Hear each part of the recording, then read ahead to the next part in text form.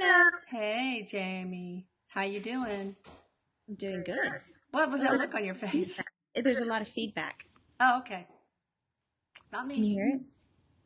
I hear it a little bit on your side. It's your fault.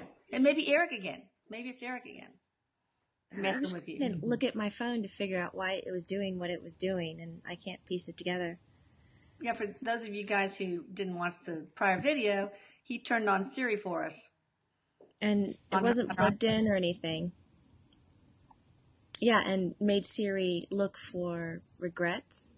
I was trying to go back and find the exact quote that Siri heard to copy and paste, but That was the weirdest thing.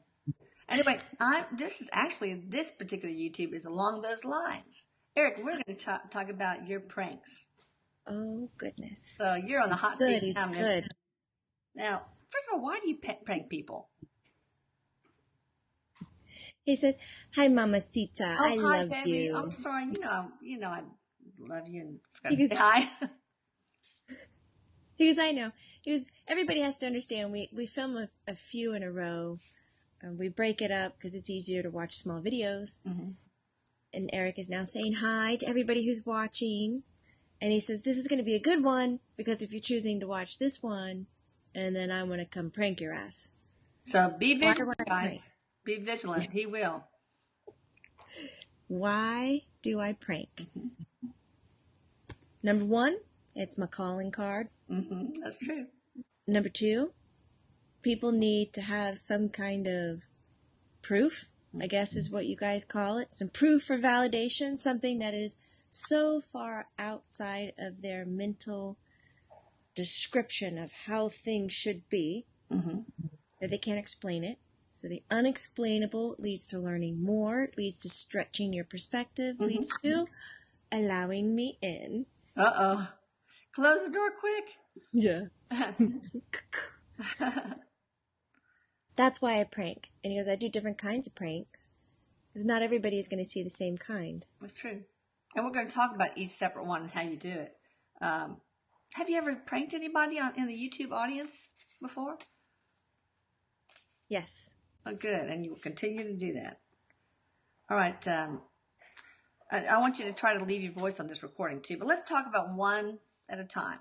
Appointments, manifesting things here.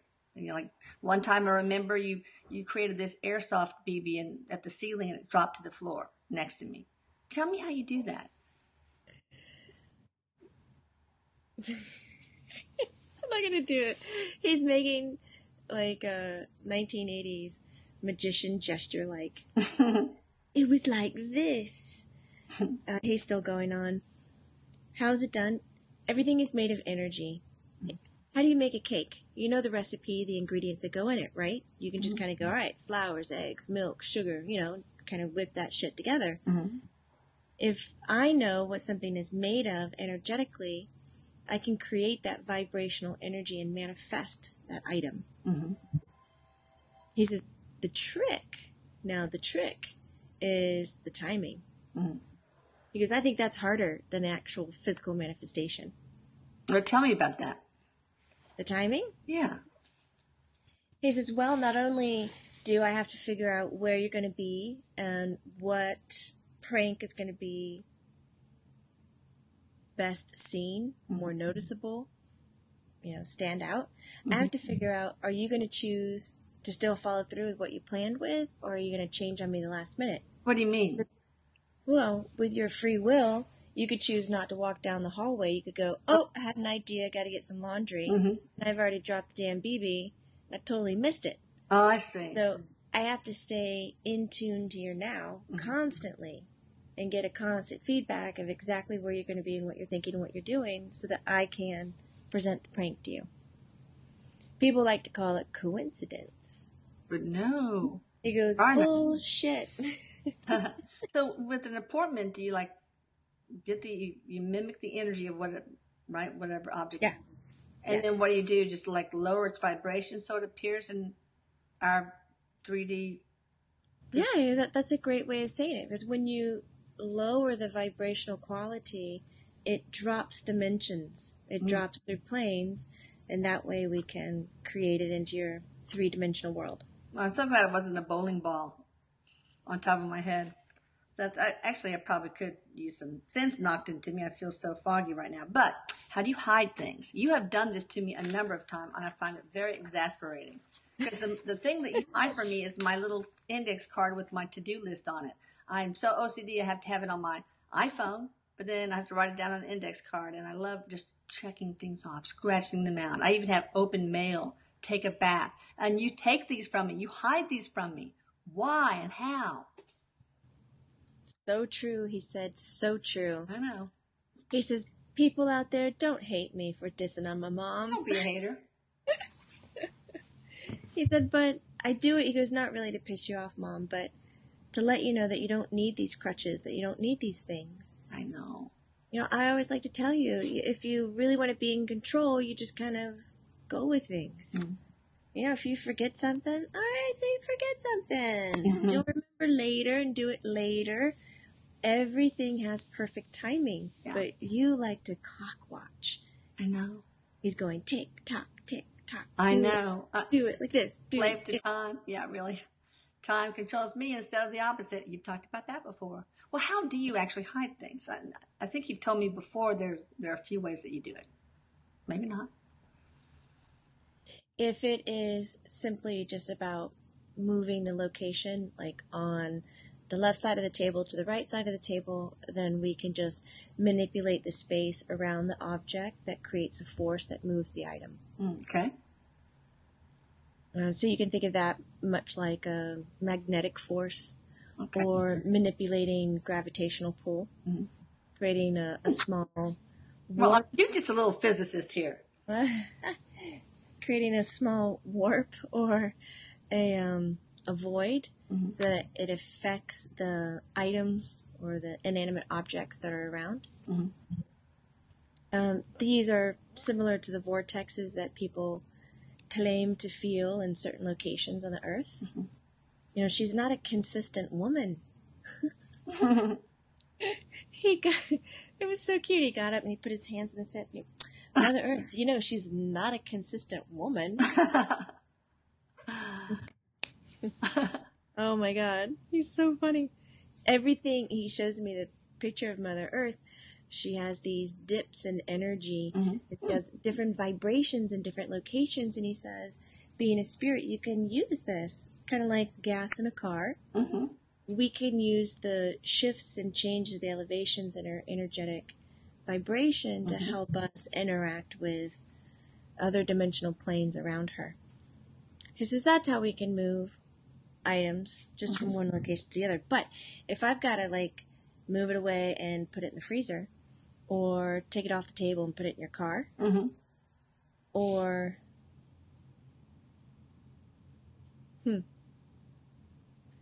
get out of my head. I have these butterfly clips that are very special to me. That was a friend of mine who passed away, and I wore them Friday night. And I set them on the table at my office, and I left them.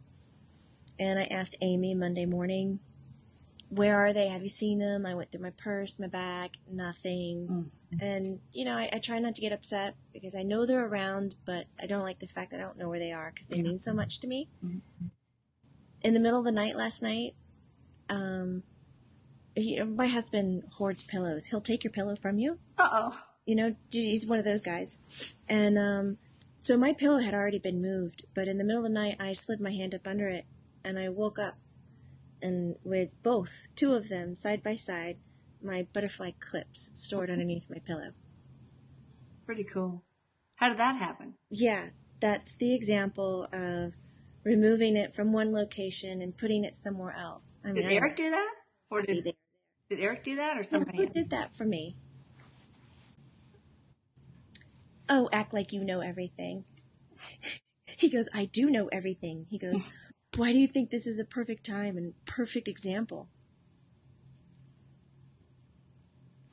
He claims to have done it. But he was helping my friend Mary. He was helping my friend Mary interact with me. Yeah. She does.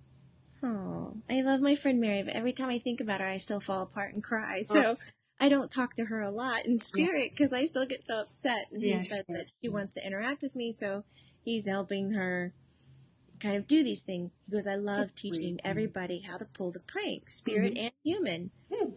Because I'm in it to win it on both sides. And to do that, he said, basically you deconstruct what it is the same way that you would manifest it energetically. And then he says it's almost like a sci-fi teleporter kind of experience. Like a beam me up, Scotty? Yes. Okay. Because you remember, time's not linear.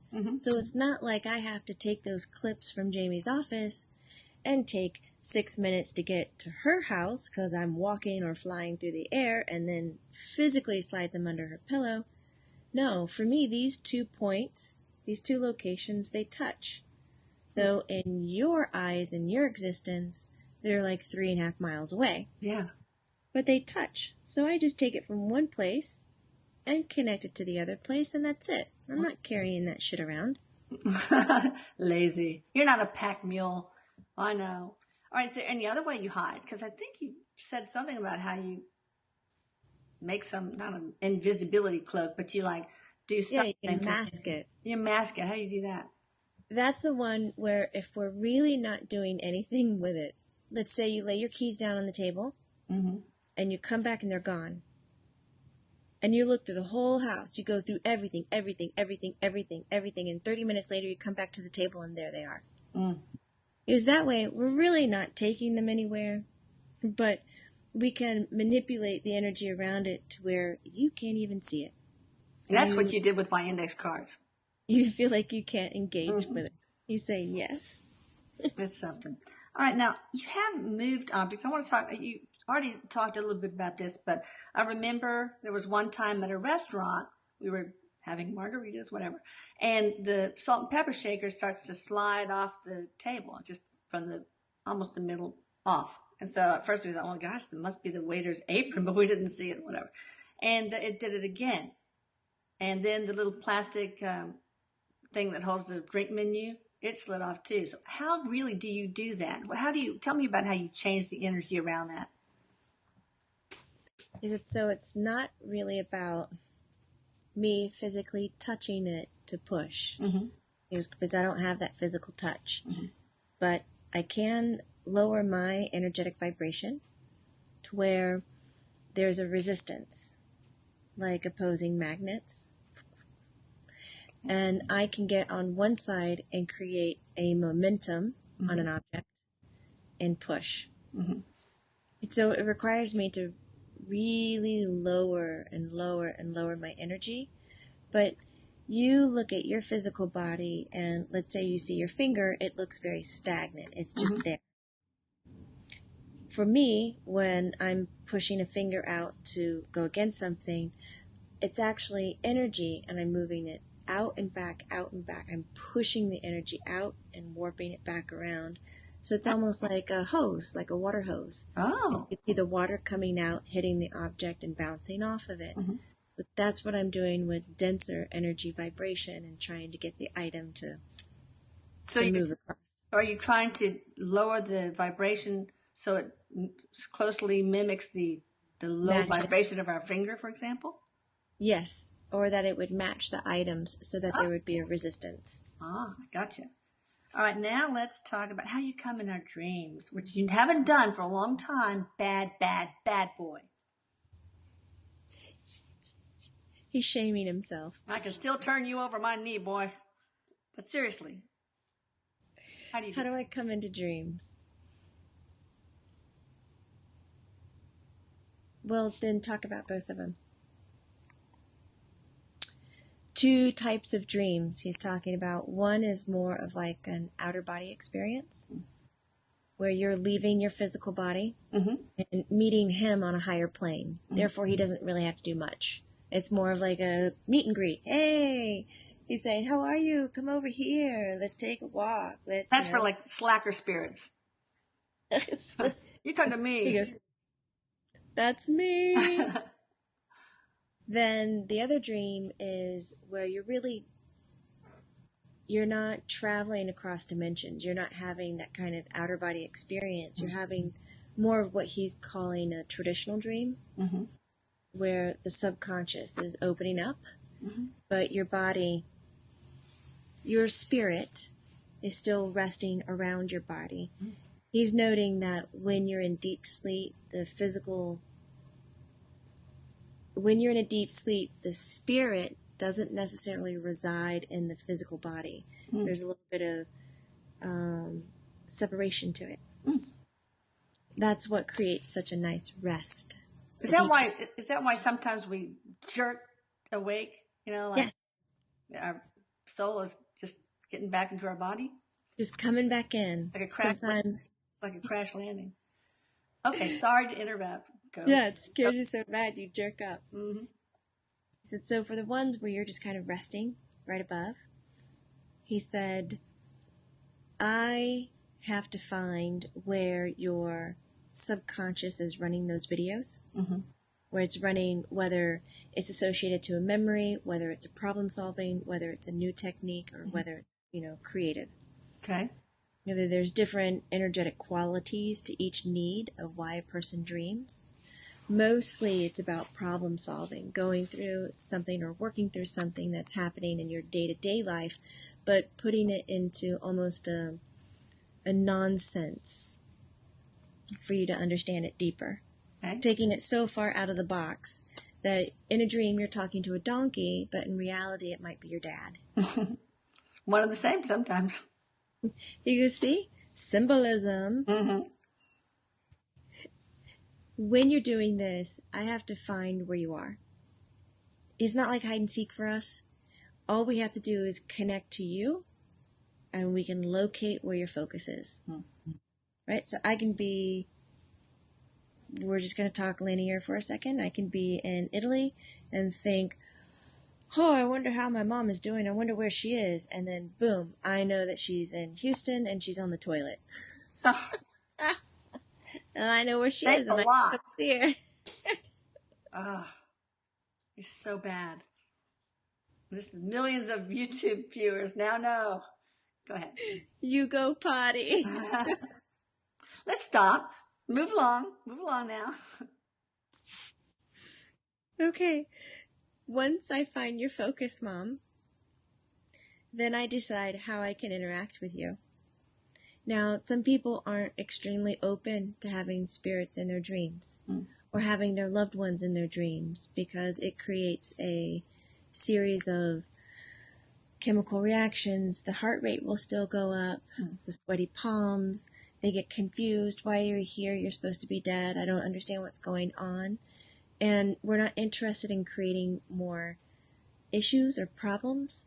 We enter dreams to create answers, solutions, progressive. We want to help you do what you need to do.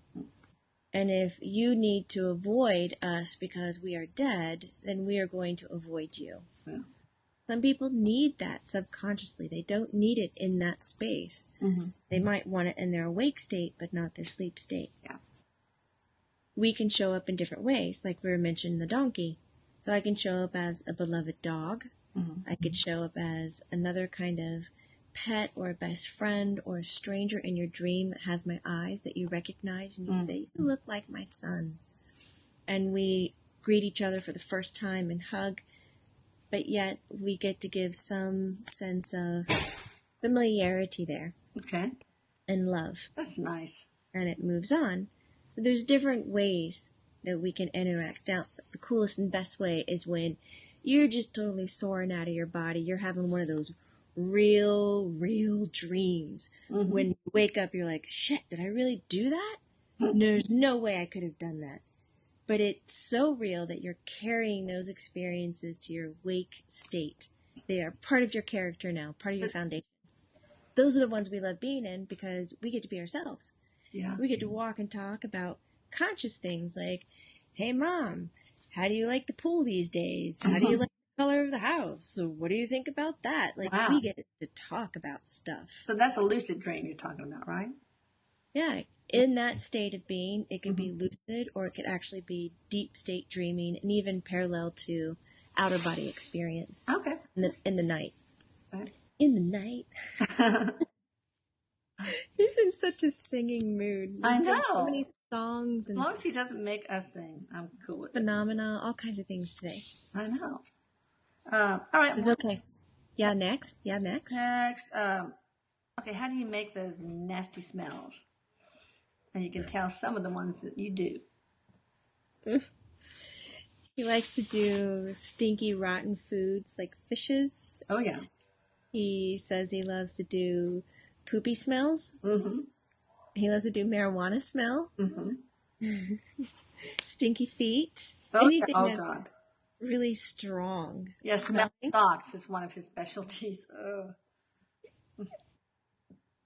And he says, I love bombing that anywhere. In the office, in the kitchen, anywhere that you're not expecting this kind of scent. Mm-hmm. And he said, smells are kind of easy because a smell doesn't have a 3D inanimate object attached to it. Mm-hmm. You know, I don't have to make the socks to get the smell. I'm just generating the smell. Mm-hmm. That's like in the lab when they're generating flavors, like grape flavoring, but they're not using grapes.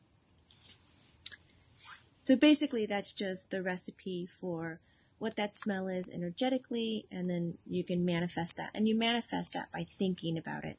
Okay. Because that's the simplest way to explain it. When you're in spirit, you won't really consider it thinking, but that's the closest kind of element I can think of. All right, so like the grape flavoring, you sort of create the energy signature for the smell? Yeah. And then, so you don't have, and then you have to carry it to our area, or what? What happens? Oh, no. I go to where it is. And it's like a delivery service. Papa John's, here I am. Here's the smell. He goes, you wish it smelled like good pizza. I guess I do, yeah. All right, let's talk about how you leave EVPs. In other words, your voice on the radio. You've done that many times. Phone calls, etc. How do you do that? He picks up his hand. He goes, I talk closely into the mic like this. He's like basically shoving his finger. Oh, my God. You get up really close to it and you yell? No. This is easier than most. Recording devices require electricity. Mm-hmm. Electricity is very easy to manipulate. It's a very fluid energy. Mm-hmm. That's like changing the temperature on water. Mm-hmm. You know, you can heat it up very easily. You can cool it down. You can freeze it. So inserting my energy within the electrical movement is how it shows up as a recording, as a recorded device. Mm-hmm. And he said you can even test that when you go back and you have someone analyze the voice within the track, within the recording.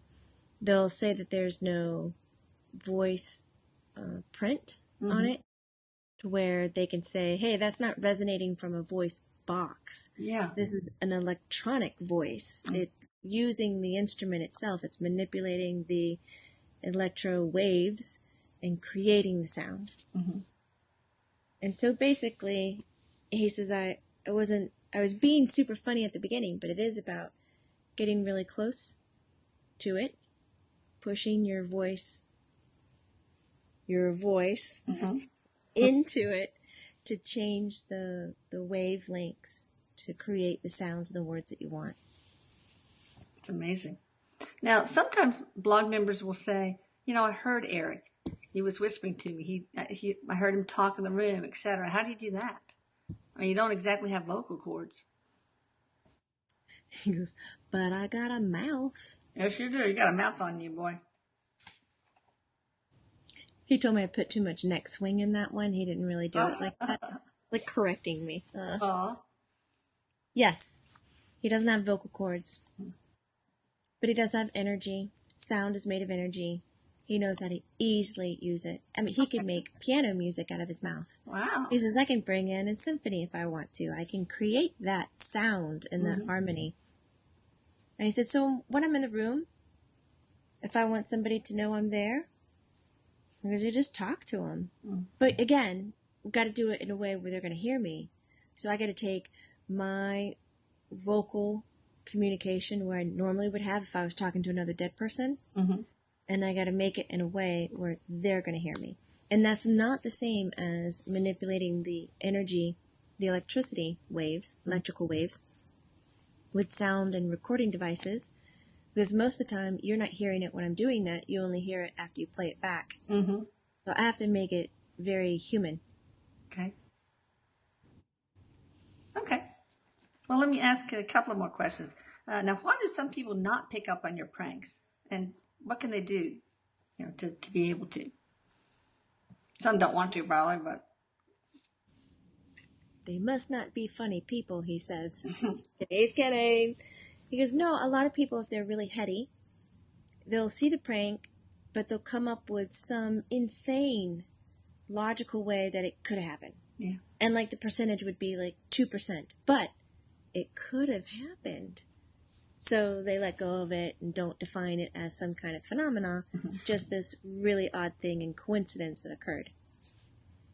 He said, I would like to challenge anybody who's watching this video and made it this long, that you spend the next 4 days after watching this saying anything that is a coincidence is actually phenomena. Mm.